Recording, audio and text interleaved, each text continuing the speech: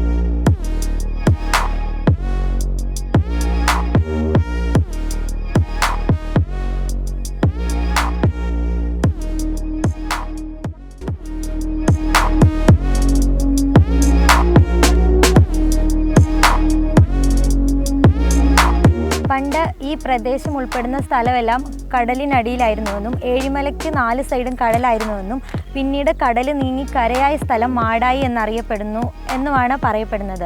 അതുപോലെ കോലത്ത് രാജാവിൻ്റെ സദസ്യനായിരുന്ന ചെറുശ്ശേരിയുടെ സ്ഥാനവും ഇവിടെയാണ് എന്നാണ് അറിയപ്പെടുന്നത്. ചിങ്ങമാസത്തിൽ ഇവിടെ കൃഷ്ണപ്പാട്ടുകൾ ഇപ്പോഴും പതിവാണ്. ടിപ്പുവിൻ്റെ പടയോട്ട കാലത്ത് മാടായിപ്പാറയിലെ പാളയം മൈതാനത്താണ് യുദ്ധം നടന്നിരുന്നത്. അതുപോലെ ഇവിടെ ഏത് വേനലിലും വറ്റാത്ത കുളങ്ങളുണ്ട്. പാറക്കുളം എന്നാണ് അവ പൊതുവെ അറിയപ്പെടുന്നത്. അത് പണ്ട് ജൂതർ പണിതതായതിനാൽ അതിനെ ജൂതക്കുളമെന്നും അറിയപ്പെടുന്നുണ്ട്. അതുപോലെ ഭാരതത്തിൽ ആദ്യമായി ജൂത കുടിയേറ്റം നടന്നത് ഇവിടെയാണെന്നാണ് പറയപ്പെടുന്നത്.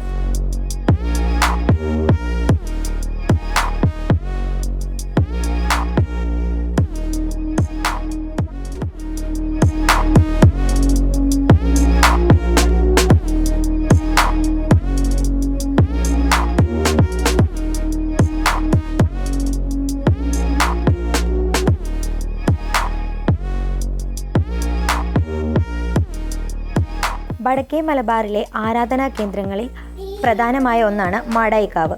കണ്ണൂർ ജില്ലയിലെ പ്രസിദ്ധ ആരാധനാ കേന്ദ്രങ്ങളായ വടുകുന്ന് ശിവക്ഷേത്രവും മാടായിപ്പാറയിലാണ് സ്ഥിതി ചെയ്യുന്നത്.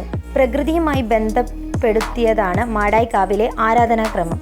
വേനലിൻ്റെ അവസാനത്തിലും സംക്രമകാലത്തും ഇവിടെ കലോത്സവം നടത്താറുണ്ട്. അതുപോലെ കർക്കിടകത്തിൽ ഇവിടെ പുലയ സമുദായത്തിലെ 10 ഇല്ലങ്ങളിലെ പ്രധാന ഒരു ഇല്ലമായ തെക്കൻ എന്ന ഇല്ലക്കാർ മാരിത്തെയ്യങ്ങളും കെട്ടിയാടാറുണ്ട്. വറുതി കാലമായ കർക്കിടക മാസത്തിൽ ഉണ്ടാകാവുന്ന ആദിയും വ്യാധിയും രോഗങ്ങളും മാരിത്തെയ്യങ്ങളുടെ ആവാഹനം നടത്തി കടലിൽ ഒഴുക്കി ആയുരാരോഗ്യം കൊണ്ടുവരുമെന്നാണ് വിശ്വാസം.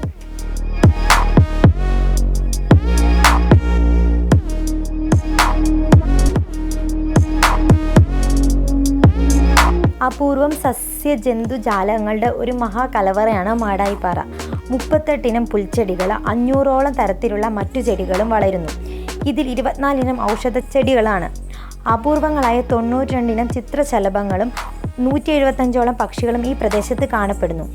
138ഓളം പൂമ്പാറ്റകളെ ജന്തുശാസ്ത്രജ്ഞനും ഈ നാട്ടുകാരനുമായ ജാഫർ പാലോട്ട് ഇവിടെ കണ്ടെത്തിയിട്ടുണ്ട്.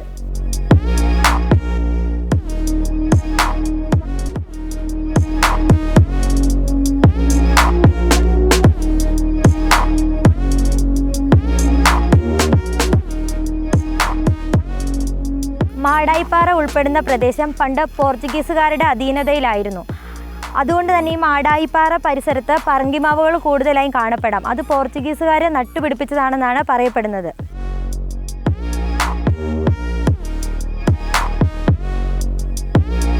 ഇവിടുത്തെ ഏറ്റവും ആകർഷകമായ ഒരു സംഭവം എന്താണെന്ന് വെച്ചിട്ടുണ്ടെങ്കിൽ ഇവിടുത്തെ സൂര്യാസ്തമയമാണ്.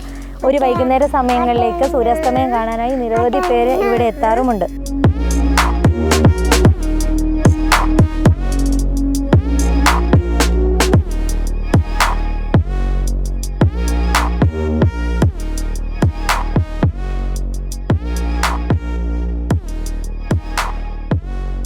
അപ്പം ഇന്നത്തെ വീഡിയോ ഞാനിവിടെ വൈൻഡപ്പ് ചെയ്യാണ്. ഇതുപോലെ മറ്റൊരു വീഡിയോയുമായി കാണുന്നവരേക്കും tata bye bye, see U.